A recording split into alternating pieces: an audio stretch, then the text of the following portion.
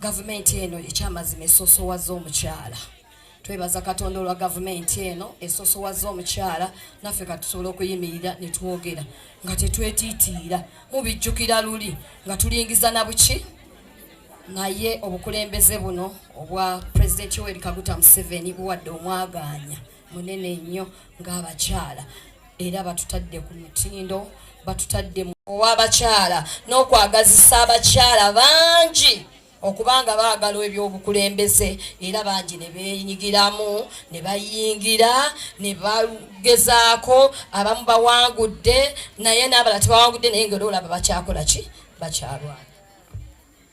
Abakyala tukyakutta akati mu bwavu abakyala bangi tukyali bukyali ki sagalanya kyeteeka kutulwane tulabe nga twejja mu ki mu bwavu. Abakyala bangi tebalina mirimu so tukyalina obwetaavu bungi nnyo nyini ddala.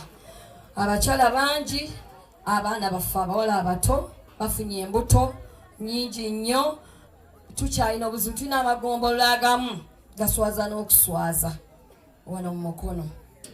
Abazadde bennyini bakozesa n'abaana baabwe. Bataata tusaba bataata mweddeko kitusse kisusse kibi nnyo nosanga nga omuzadde yaganza omwana we ow'obuwala. Abazadde mbakubiriza abakyala bali wano mwongere okukuuma omwana ow'obuwala yadde omulaba nti taata we omwagala nnyo era omwesiga nnyo tolekera taata wa mwana muwalawo. Bw'oba olina gy'olaga ng'ojja kumalayo ennaku tambula n'omwana w'omuwala asuumuse. Mbeegayiridde kubanga kitususseeko si kirungi. Abaana baffe bangi bavudde mu masomero n'ebigambo ebyo obufumbo bayingira obufumbo nga tebanneetuuka.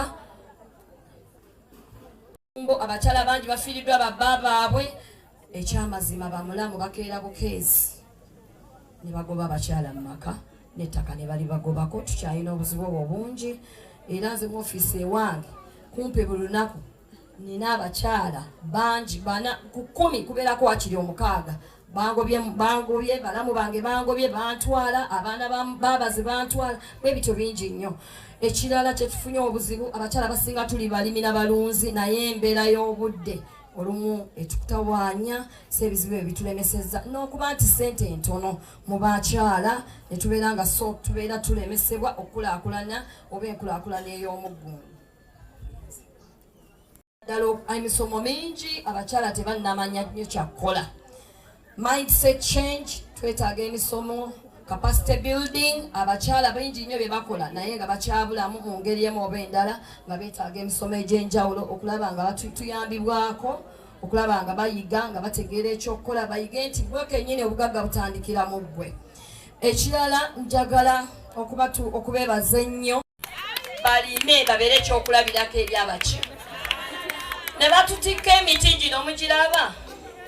Bwe twali tuyingira mu bukulembeze bwa Women Council twafuna emiti gino waliwo akutte ku entaseesa eyo ne tugenda tugisimba. Olwaleero abakyala bagenda kusala mbaawo givaamu embaawo givaamu eddagala batuuza eddagala mu muti omwo emiti gyakula naye nga twagisimba nga abatalina nnyo bagituwaffe ne balowooza naffe tugenda tusimba naye gyakwebaza ennyo abakyala bano. Buli omu yasimba emiti gye nga bwe yagifuna kubanga we tusimba tulinawo. Ekyamazima emiti gye bakoledde ssente gifuuse eddagala. Entaseesa yawonya abantu covid buli omu gye yali nga gye banywa ate kati bagenda kusalamu mbaawo mu kiwuli ate basimba emiki emirala. Kitegeeza kigwali wano muwulira. Emiyembe gino twagisimba buli yasimba emiyembe abaza gibala gyenkana wano gyonna ne gikola ki naye olwaleero ffenna tulina emiyembe. Gwali wano kyakuyiga kikyowize kitegeeza batuwadde obugagga si bwe buli. Kaakati tugenda kino kibeere kyakulabirako omukulembeze obeeranga ki tugenda kulabirako ffenna tulime tugenda kutwala emiti gino. Oli ne bwana watwalako gumu naye twagala olime eggulekawaawo abamu tugibawa ne tugenda okubalambula ne tugisanga nga gyakalira mu lujja mu muti. Muwulira tusaba mubeere ekyokulabirako eri abalala nammwe osimbe era olujjukirireko nti nasimba omuti guno bwe nti bwe nguganyuddwamu. Twagala okwebaza obukulembeze bwa Mukono okuba nti batulowoozaako mu nkulaakulana yonna mbegayidde mwesimbe mu bifo ebyenjawulo ebyobukulembeze abakyala abali wano mbakubiriza akalulu keero si wano ffe tutegeera ebifa ku kyalo okusinga abaami bakeera kugenda kukola bakolera wala naye ffe emirundi egisinga tukolera ku ki batutegeera n'okusinga obwero si wano mbwagalako bakyala mukulembeze buno njala ndabe nga buli kyalo kyapasoni nga muki kubanga ffe tutegeera ebizibu byaffe ku byalo n'okusinga abaami nsaba abaami muleke balekera bwero si wano mubwesimbeko mwesimbe buli wamu mbaagaliza okulonda okulungi nga mwena musiko walinze ebitundu 5 ekitono ennyo naye mbaagala kuleeta ebitundu 9 ku 10 ng'akakiiko konna kajjudde baki oba pulezidenti asobodde okiraba eri n'ajjuza akakiiko akanene nga bakyala gw'ate n'ong'obireka naffe tukope pulezidenti Yoweri Kaguta Museveni ebifo byonna ebiriwo naffe byabaki mukama abampeera ennyo omukisa. My name is Akwino. I'm the National Publicity of the Women's League, and I'm also the chairperson of the Women's League in the Kabuguti district. Today we are in Mukono district, belated Women's Day. I'm so grateful that when we came here, we met women from all different political parties, and that is a sign of positivity, because as the Women's League, we believe in unity. Since we are the Women's League in the ruling party, we believe in unity and we believe that we can work with all the leagues of other political parties for purposes of development and for purposes of economic empowerment. If we front politics, we shall not be able to make it. But now we have to front one agenda of being women. We are all women, despite the fact that we belong to different political parties. There is nothing much we can achieve unless we accept that we are first women. Then we have to struggle to make sure as women leaders we are economically empowered. As women leaders we grow together. As women leaders we actually almost have the same challenges despite the political parties we belong in. But as NRM Women's League, we believe that we can be able to work with all these other women leagues. You never know, that can even be the way that we shall suit them to join us in NRM. When they see that the NRM Women League are accommodating to everybody and they are willing to work with everybody and they are willing to make sure that we empower everybody, that is a sign of teamwork and unity, and we want all women to actually be economically empowered, to be able to take care of themselves, to be able to take care of their families, to be able to take care of their children, to be able to stand out in a community, to be able to run their businesses. That's why when our chairperson of the Women Council was speaking, she has talked about all the government programs that are targeting women. We have WAPE, we have GROW, we have Parish Development Model, we have YLP. All those programs are targeting women because our government of NRM believes that the women have to be at a certain level economically. And I'm so grateful for the Mukono leaders, especially my colleague, Nasu. Women's Day in Mukono district. Abachala balabika bulungi nnyo. Tusiimye nasiimye nnyo. Naye leero siri wano mu capacity yange nga Akwinora, ndi wano nga in the capacity of Anna Riondo Lumumba, National Treasurer y'abachala in NRM Women's League. Abatumidde nnyo, abadde ayagala kubeera wano namwe nnyo naye bambi yalwadde. Tumusabire nti awonye abere naffe. Ngaba the thing for all of us as women is to come together. We have to give up on our political differences. Leadership is now done. We are now here to work. Ebintu byabifuzi zagwawo. Zawedde. Kati tuli wano kola ng'abakyala. Wadoli wa NUP, wadoli wa NRM, wadoli wa DP, wadoli wa FDC, fena tuli bachi? Ate buli mukyala alina okubeera neki kasente. Obanga oli mukyala nga toyina sente, ojja kubonaabona. So as Women League, that is our #1 priority. Nti abakyala balina okuba nga balina sente. If you are a woman and you have money and you are financially stable, you can be able to take care of your family. you can be able to take care of your children, you can be able to pay school fees, you can be able to buy food. Even your own husband will respect you when innocent. But if you don't have money, even your husband can even bring a girlfriend home and you say nothing. Obanga toina sente nga muchala. Mwami asobola kuleta muchala waka. Nga toina chosobola mugamba osirika busirisi. Naye ng'olina sente zo. There is no way omusajja tasobola ku. There is no way a man can disrespect you. So Honorable Anne says the first thing that we are going to do as Women's League is to have an exchange program for the women of Mukono. The women of Mukono should move from Mukono and go to Kazo and see how the women leaders of Kazo are doing. The women leaders of Kazo started their circle. They have almost now 150 million, by the way. So we shall go there and learn. How did they start? How did they grow? How did they start saving? That is number one. It means that when you learn how to save money, it will even be easy for you to borrow. It will even be easy for you to save your own money. If maybe you do not even have a business, you can be able to save from that very kameza.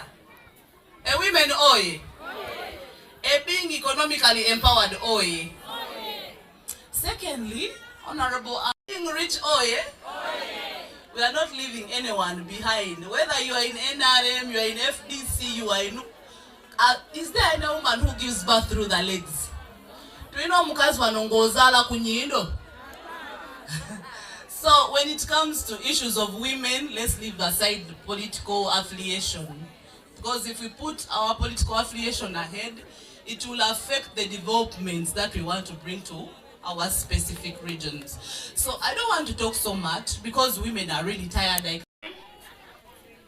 Okuvano kuchalo paka ku district. Banange mpakira NRM. Tenkwasa naku, tenkwasa nsonyi kujogerako. Kubanga yetujje gye twali wansi, netuleta ku mwanjo. Siwe wao. Yenzo w'abakyala ba Mukono district aba NRM. CDO wange yagenze wena Kisunga. Era nkakasa Honorable Martha teyandibadde na ku executive. Singa President Museveni teyaleetawo nti abakyala bw'aba balonda executive kuba kulina okubeerako omukyala. Era teyandibadde Honorable Martha singa tali ku executive. Singa tegalimanyiga President Museveni. Siwe wao. Yatuula n'alowooza n'agamba nti abakyala balina okubeera ku bukiiko. Mwagala temukola ki? Era y'ensonga lwaki obayo tune Honorable Martha wa Nuupu ali ku executive ng'owa gender. Siwe wao. Museveni oye. NRM juu. Bannange mujje ku lunaku lw'okubiri abanaasobola tubeerewo nga omukulu akwata obuyinza. NRM oye. Ate nga mbakakasa tuli mu kugezaako okunoonya muzeeyi. Abakyala abasindikemu kubanga munoonya akalulu nga temulina yadde ekikumi. Si bwe guli bwe tubanga tunaawangula bammatha abo twetaaga otusindikamu. Kati nno buvunaanyizibwa bwaffe Maama Lugambo okitegedde. It is our mandate to lobby for these women. We have to lobby for you guys. Okulaba nga NRM eddamu okola ki? Tetwagala Wanuupu ku kyalo, ku Muluka tetumwagalako, ku Ggwanga tetumwagalako, ku District tetumwagalako, mu bululu bw'abakyala bano obugenda okuddako. Siwe waawo. Ate Honorable Martha mukube mpola mpola eyo. Mukube wanki? Njagala obategeeza bwe mbanga nze Maama Buganda ate nga nva Mukono nja kumakinga sure NRM ewangu. N'olw'ebigambo ebyo esimbewo ku bifo buli omu kyawulira kyayagala yesimbewo. Si weewaawo tugenda okulonda akalulu ka Women Council. Honorable Esther Baroma tukwebaza nti akulembedde bulungi. Era omukyala oyo mumulaba Esther Baroma nze nali nkyalimu olw'okwetiiririra n'angamba nnyabo yambala. Era ne nnyambala tebyali byangu naye Mukama n'ansobozesa okufuuka kino kyendi olwaleero.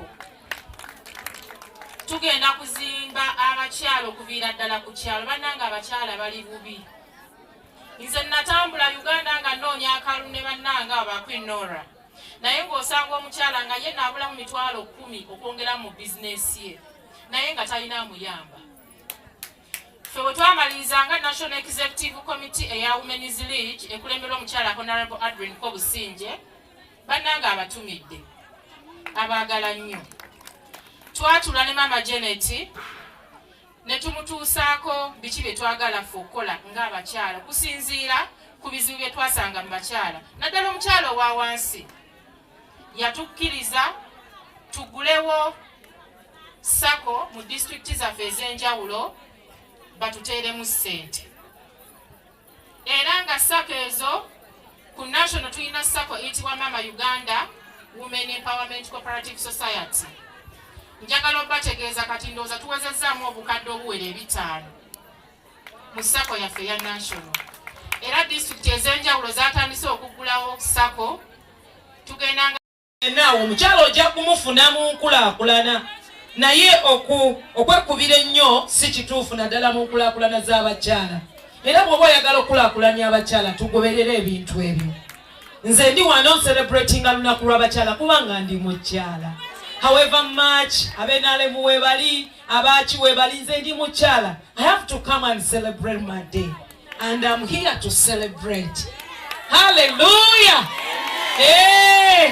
Norecho neyanziza omukisa ogumpereddwa gender equality bwejja bamama ne bataata nabadde nga bambuuza gwe nga minisita wa gender ekyamazima ebintu obirabo ki okuva we mwafuna enkanonkano oba okuvaayo okutumbulwa ng'abakyala. Abakyala bamama mbeegayirira n'obuwombeefu bungi twafuna omwenkanonkano guno oba twafuna okuvaayo ng'abakyala ne tukosese bulungi.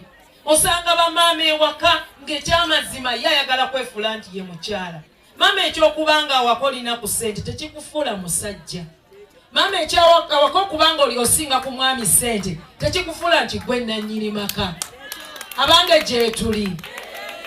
N'olwekyo tusigale nga tuwa abaami baffe ekitiibwa ng'abakyala. Abamu babagana n'okukola lwaki nti bw'ofunamu kasente ng'owaganyala ekyo kikyamu. Bamama njagala kubakubiriza okukola tukole nnyo. Omukyala yenna omukozi ayagalwa nnyo nga mmaliriza kubanga bannayo mwakooye enjala ebaluma. Buli lw'obeera ng'olinamu ku kasente tojja kunyoomebwa. Ate kikuyambako nti omwami bw'abanga yavudde mu bulamu bw'ensi osigala otambuza amaka n'abaana bakula. Naye leka okubeera omukyala alindiridde ez'akameeza ng'omwami bw'ava mu bulamu bw'ensi ojja kusigala ng'okaaba. Tulina mu mazima n'obwenkanya mumukubireko mu ngalo. Njagala kubategeeza ebigambo bino eyawangula akalulu mazima n'obwenkanya ne waba weenaale mu mujaguliza emirundi 3000 naye ate yabba akalulu munyiigira ne waba weeniyoppi emirundi 3000. N'olwekyo tukuze abantu mu mpisa ekya Katonda. Tugenda kulayira tukwata Bayibuli tukwata Kulaani kati tunayayirirawa. N'olwekyo nkubiriza abakyala tukuze abaana baffe mu mpisa ekya Katonda. Bwe tunaabanga tutya Katonda tetujja kubba. Bwe tunaabanga tutya Katonda tujja kuza abaana nga tubagamba nti ekyo kibi. Munzikirize ku lw'obudde. Bamaama nandyogedde bingi. Awo bw'okolola bwe weekanga n'ogamba ennyama gambako Allah oba Yesu. Ekyamazima abaana bawemula ffe gye tuli eyo n'otya n'okutya nga yeekanze. Bamama twambale bulungi ng'abakyala. Neeyanzizza munzikirize kubanga obudde bugenze. Munzikirize baŋŋambye era natumiddwa mpite. Mwebale kutuuka ku lunaku luno. Mwebale kuwagira NRM. Abakyala mwebale kukola ki? Mwebale kuwagira NRM. Abakyala bye mukoze mu gavumenti eno bingi. Ssentebe waffe omulungi akyogedde. N'agamba nti era nammwe mwebazayo Oweekitiibwa Yoweri Kaguta Museveni. Nammwe ng'abakyala era tabeerabidde. Era amanyi nti we mutali tasobola kubeerawo. Olwaleero luno era bw'otunuulira abakulembeze ebifo ebisinga obunene nti bw'obala mu hayirake ya Uganda pulezidenti yabeera namba 1. Vice President ye namba mmeka muki? Namba 3 mu hayirake abeera speaker muki kitegeeza ki namba 6 mu hierarchy bali abalala mbabuuseemu awo naye namba 6 mu hierarchy abeera prime minister muki mukama abeere nammwe sijja kumala biseera bingi nze byange mwabiwulira dda ate nze bw'onkwasa akazindaalo ng'onkwasizza bana NRM